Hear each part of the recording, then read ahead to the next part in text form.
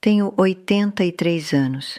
Minha filha me disse algo no mês passado que não consigo parar de pensar. Mãe, a senhora está se tornando um risco de segurança. Um risco de segurança. Era nisso que eu tinha me transformado. Eu sou Margarida e preciso contar o que aconteceu quando parei de ser uma pessoa e passei a ser um problema que precisava ser resolvido. Se você é mais jovem, talvez seja isso que você tem medo de se tornar um dia. Se tem a minha idade, talvez alguém já tenha dito algo parecido para você. De qualquer forma, ninguém te prepara para essa parte. Eu estava bem depois que o Ricardo morreu, ou pensei que estava. A casa estava quieta, mas eu tinha me acostumado com isso. Tinha minhas rotinas, minha independência. Então comecei a cometer erros. Deixei a boca do fogão acesa depois de fazer chá. Esqueci que já tinha tomado meus remédios da manhã e tomei de novo. Não conseguia lembrar se tinha trancado a porta dos fundos.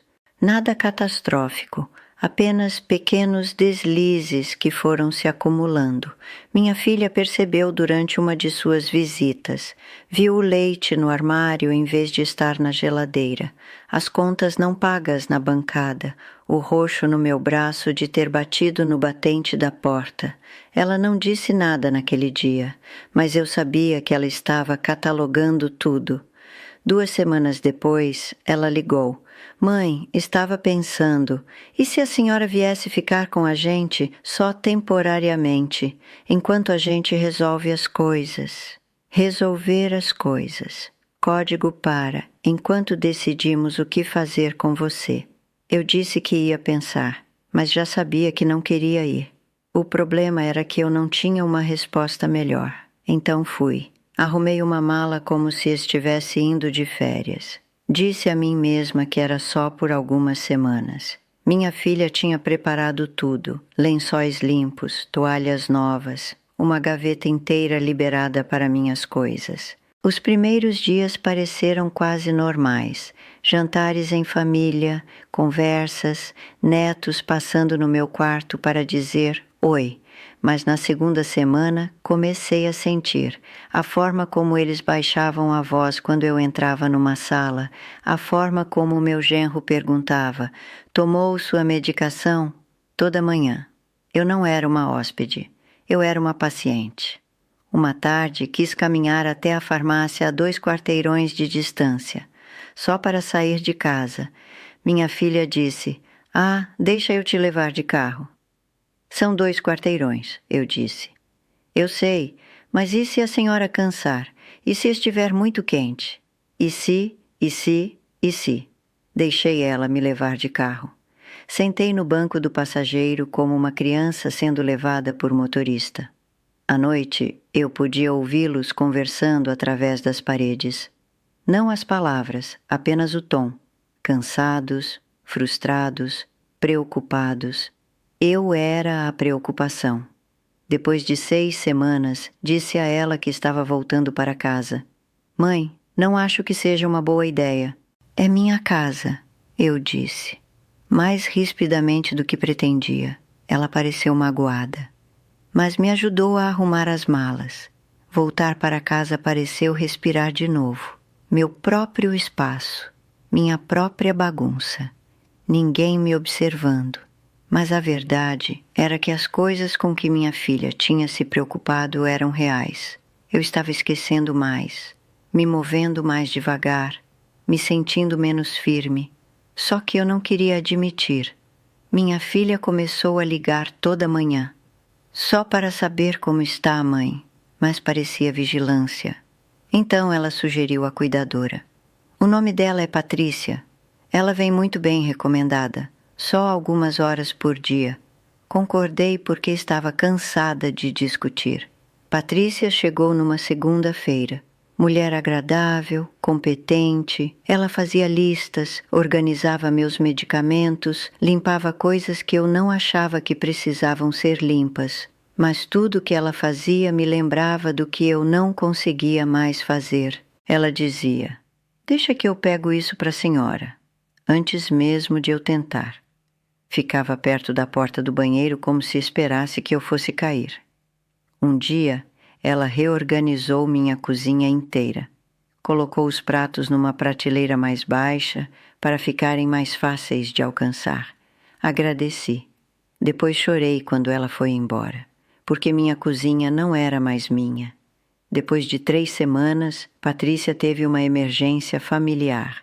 Mandaram uma substituta, depois outra, cada uma com sistemas diferentes, jeitos diferentes de fazer as coisas. Na 4ª pessoa, eu não conseguia lembrar o nome de nenhuma delas. E o custo? R$3.000 por mês. Minha aposentadoria cobria talvez metade. Cancelei o serviço. A voz da minha filha no telefone estava tensa de preocupação. Mãe, a senhora não pode ficar sozinha assim. Estou sozinha há 15 anos, eu disse. Isso era diferente. A senhora era mais nova. E lá estava, a coisa que ninguém queria dizer diretamente. Você está velha demais agora, pouco confiável demais, um risco grande demais. Ela mencionou a casa de repouso. Só dá uma olhada, mãe. Eles têm um jardim lindo, atividades todos os dias. Fomos numa quinta-feira à tarde. O prédio era bonito, moderno, limpo. Todo mundo sorria. Me mostraram um apartamento tipo estúdio, explicaram o horário das refeições, o gerenciamento de medicamentos, os cordões de emergência em todos os cômodos. A senhora nunca teria que se preocupar com nada, a mulher disse. Era isso que me assustava. Nunca me preocupar com nada. Nunca decidir nada. Nunca ser nada, exceto seguramente contida. Na volta de carro, minha filha disse: "O que a senhora achou?" "É muito bonito", eu disse. Mas ainda não estou pronta para parar de viver." Ela não disse mais nada, mas eu podia sentir sua frustração. Naquela noite, sozinha na minha casa, sentei à mesa da cozinha. A mesma mesa onde o Ricardo e eu jantamos por 40 anos. E pensei, talvez eles estejam certos. Talvez eu não consiga mais fazer isso. Na manhã seguinte, precisei de pilhas para o controle remoto, do tipo que o Ricardo costumava comprar na loja de ferragens. Eu não ia àquela loja há anos, mas caminhei até lá mesmo assim, 10 quarteirões. Levei 40 minutos. O dono me reconheceu. "Dona Margarida, não a vejo há séculos." "Só precisava de pilhas", eu disse. "Espera aí." Ele desapareceu nos fundos, voltou com um pacote. "Por conta da casa, seu marido era um bom cliente." Voltando para casa, passei pela biblioteca. Vi um cartaz. Precisam-se voluntários. Programa Amigos da Leitura. Nunca tinha sido voluntária em nada na vida. Sempre ocupada demais, responsável demais, focada demais na minha própria família. Entrei. Perguntei sobre o programa. A bibliotecária, uma jovem de olhos gentis, explicou que precisavam de pessoas para ler com crianças do ensino fundamental que estavam com dificuldades. 1 hora por semana, ela disse. Terças à tarde, se a senhora tiver disponibilidade. Disse sim antes de conseguir pensar sobre isso. Na terça seguinte, conheci a Mia, 7 anos de idade, tímida. Tinha dificuldade com palavras de mais de uma sílaba. Sentamos numa mesinha pequena. Lemos um livro sobre um gato. Ela tropeçava em cada 2 palavras. "Vai com calma", eu disse. "Não temos pressa." No final da hora, ela tinha conseguido ler 4 páginas. "Mesma hora semana que vem?" perguntei. Ela acenou com a cabeça, sorriu um pouco. Voltando para casa, senti algo que não tinha sentido em meses. Útil. Não útil como quando a Patrícia lavava minha louça. Útil como se eu realmente tivesse feito algo que importava. Continuei voltando toda terça. Depois comecei a ajudar a recolocar livros nas prateleiras às quintas também. A bibliotecária perguntou se eu podia vir às sextas. Havia um clube do livro para idosos que precisava de alguém para facilitar. Disse sim de novo. De repente eu tinha uma agenda. Não uma imposta a mim, uma que eu escolhi. Minha filha ligou. Mãe, a senhora parece diferente. Diferente como? Não sei, mas leve. Contei sobre a biblioteca, sobre a Mia, sobre ter razões para sair de casa. Que ótimo, mãe. Mas e quando a senhora não está na biblioteca? Ainda está sozinha. Eu sei, eu disse, mas não estou mais só sentada aqui esperando morrer. Ela ficou quieta.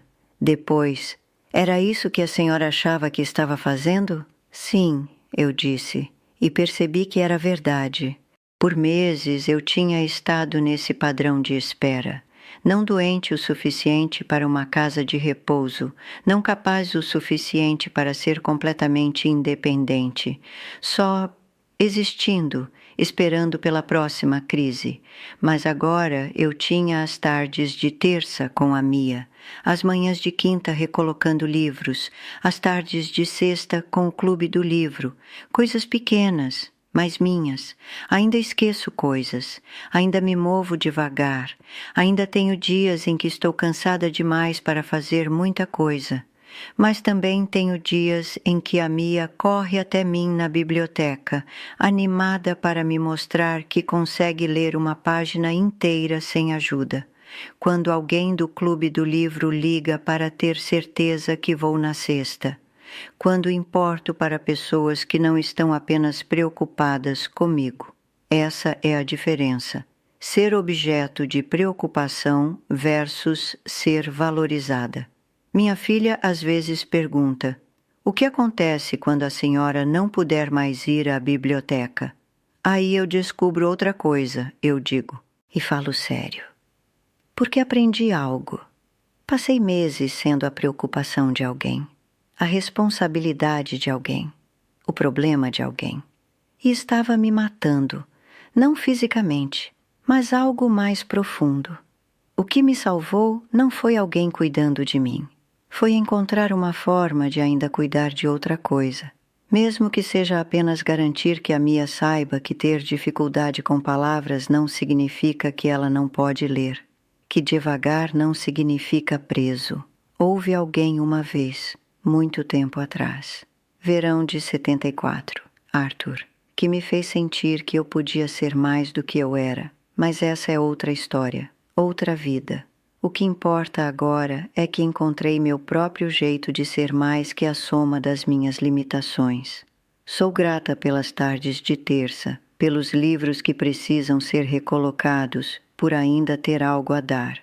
Sou grata por não ter deixado o risco de segurança ser a última coisa que me tornei. Obrigada por sentarem comigo, por ouvirem uma velha que se recusou a desaparecer quieta.